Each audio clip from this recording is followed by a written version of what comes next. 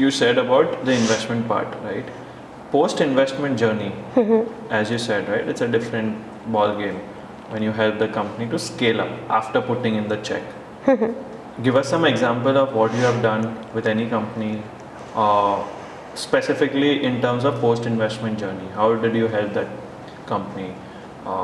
What input or what advice or what did you do with them that probably could help them grow or scale? So once we invest in the companies, of course, we do regular MIS and business calls with them to understand how they are growing, what are the challenges that they are facing, and all of that. So once we invest, we try to get. So we have few expertise, right? So one is that we help them get investments. Okay. Because we are there in the ecosystem, we help them get investments because that's something which is required at every point of time in startups, right? And I think that's the most crucial thing, right? So I think we help them connecting with the right people who raise the next round. To raise the next round. So there is a lot of capital available in the market, and at the same time there's a lot of demand also. But I think getting the capital from the right person or right resource is very important so that they can add value to your business is what I believe that and at that time I think connecting them with the right set of people is very, very important. We help them hiring. Since we have 156 portfolio companies, there are a lot of companies which could be helpful, to each other. So there are synergies between the portfolio companies. So we try to connect the founders with each other and, so this is something that we try to do, and I think as we are growing, we will have different divisions to handhold the portfolio companies for helping them on whatever requirement they have. Got it. Okay. This is one question which I wanted to ask about your portfolio company, right? So probably you all have invested in multiple companies, as you said, 156. I got successful exits also. Yes. Give me that one company's example, and if you can name that company, that would be brilliant for us and for the viewers, right? Which you all have invested in at a very early stage.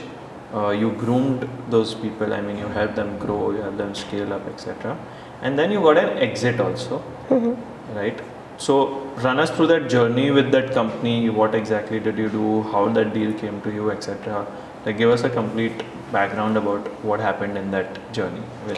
So we have had successful exits. To name few of them, of course, Confirm Ticket, which got acquired by Ixigo.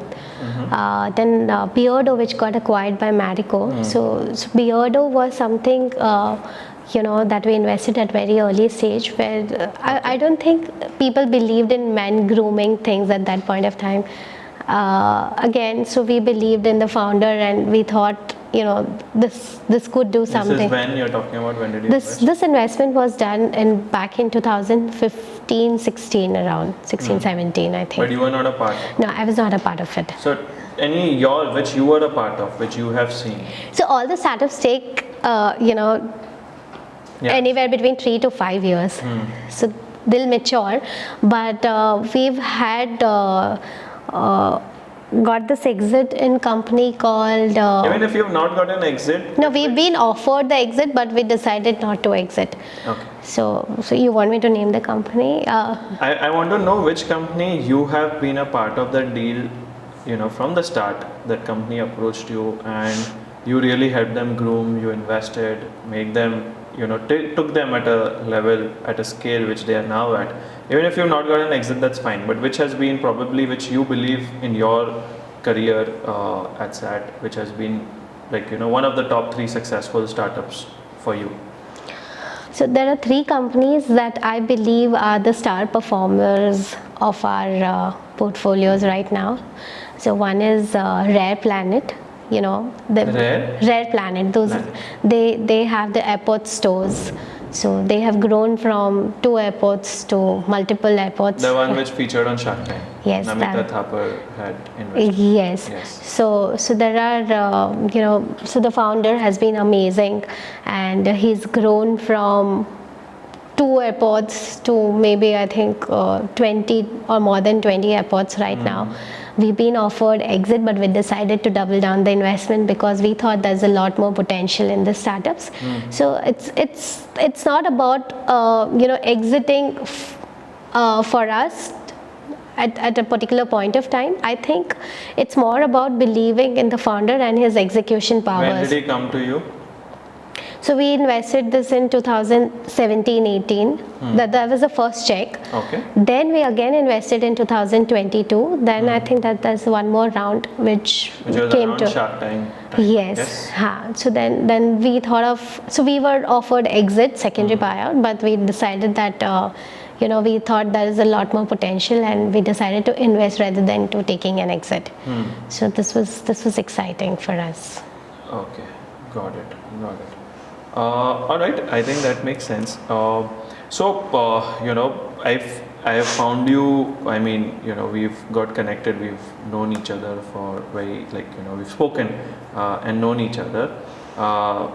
I've never seen you very active on social media, especially LinkedIn, because that's where from our community people are more active on, right? Yeah. So what is why are you not very active on LinkedIn? Where of course this entire community of startups and VCs and our ecosystem that we are a part of is present. I'm sure you must be viewing and you're there on LinkedIn, but you're not actively posting, or you don't, you're not much into posting out there.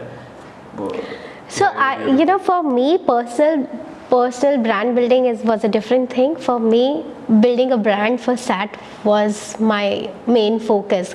So if you see SAT's LinkedIn page, you'll see a lot of posts, and those posts are coming from my side. From your side. Okay. So I am focusing more on creating a brand for SAT, for startup investments, and my journey started from creating a page for SAT. Oh, okay, you've done that. Yes, so we've created. So you've done marketing also along with the legal. So I have my hands on everything, and till today, we are posting a lot of things that could help founders, our achievements, our portfolio companies' achievements on LinkedIn. So that's where I'm more active. But on a personal side, I think if the company is doing great, my work will be recognized. So I think I've been more focused towards creating a brand for SAT rather than a brand for myself. Got it. How do you guys generally get startups? Is it on LinkedIn, or how do you guys typically get your deal flows? So there are multiple things. The first advantage that we have is that our founders have been in this ecosystem since past 10 to 15 years. Okay. And they've always been on the investor side. So they have their complete set of people. So we get a lot of opportunities from there. Then we are associated with a lot of platforms like Venture Catalyst, 100x. So a lot of deal flow comes from there. We invest in funds as well, so we get co-investment opportunities. Then we do a lot of networking events. I've been here in this ecosystem since past 4 years, known a lot of people, meet a lot of founders. So there's a deal flow from my networking as well, and of course there are a lot of deals coming from LinkedIn as well, because that's the first source of connection, right? So a lot of, even though if I'm not actively posting, but I'm actively there on LinkedIn. So if I like something, I approach that startup.